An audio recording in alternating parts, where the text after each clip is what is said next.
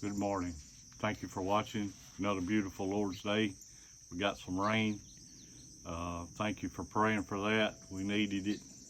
Um, this morning we're going to get on our prayer list there. We've got a pretty long list.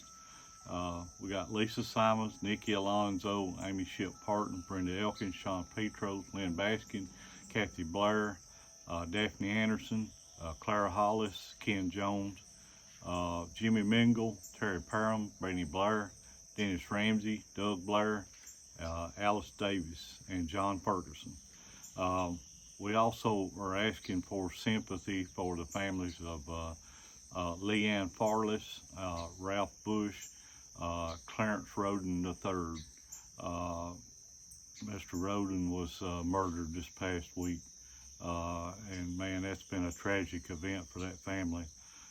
Please pray for those folks. And Ralph Bush, he was a fellow that I remember from my childhood.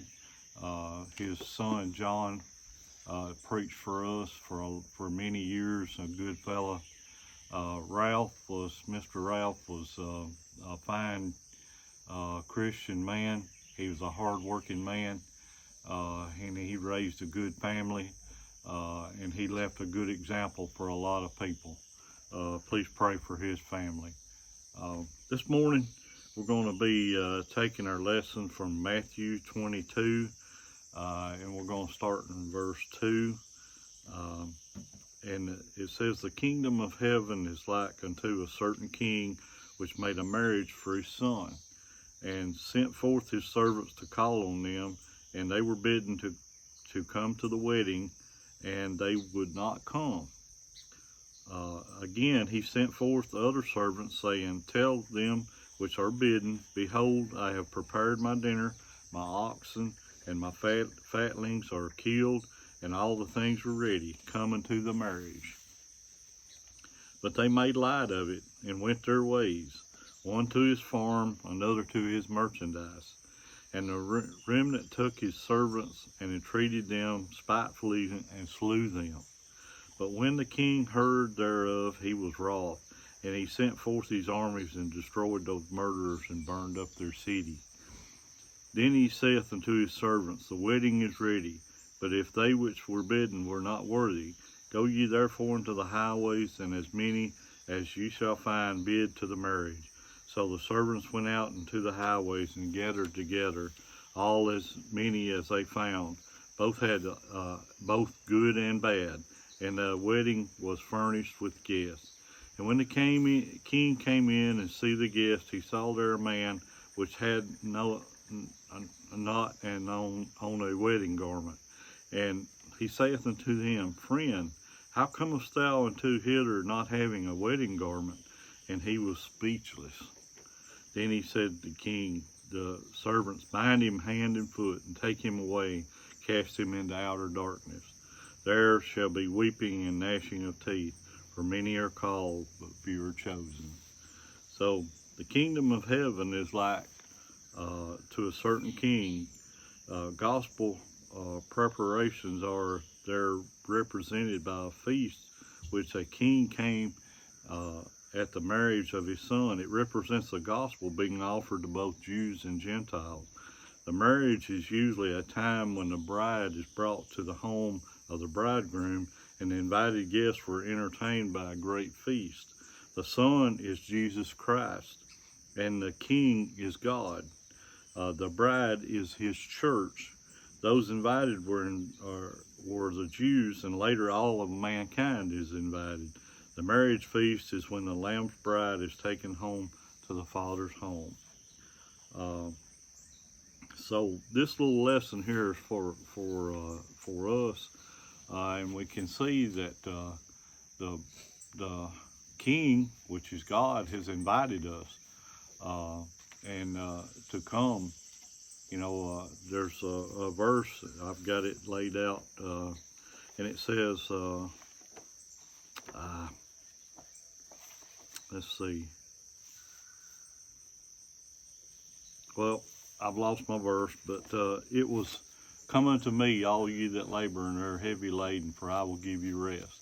Take upon you my yoke. My yoke is easy. And so that invites us to come and become Christians. And God wants us to take on his yoke in Jesus Christ and take upon him and learn from him. And, we will find our way to heaven. That's what God intended. He invited everyone to the feast, and the feast is going to be heaven. We have to do our part and be good Christians and learn about God and do the things that he wants us to do, and not be like the man that refused to come. There was a lot that refused to come. In today's society, a lot of people just think the gospel is something to be laughed at, and something that they don't even pay attention to. A lot of folks don't even know about God and about Jesus and about the gospel, and that's where we come in. We should be letting these folks know about the gospel and making sure that everybody has full knowledge of that, so they can make a decision. And these folks that don't know, they're going to be in bad shape. I wouldn't want to face God and not have made the right decision. And like the man that refused the wedding garment, he was cast into outer darkness, and I'm afraid that's what's going to happen to a lot of folks. So we want to spread the gospel as much as we can.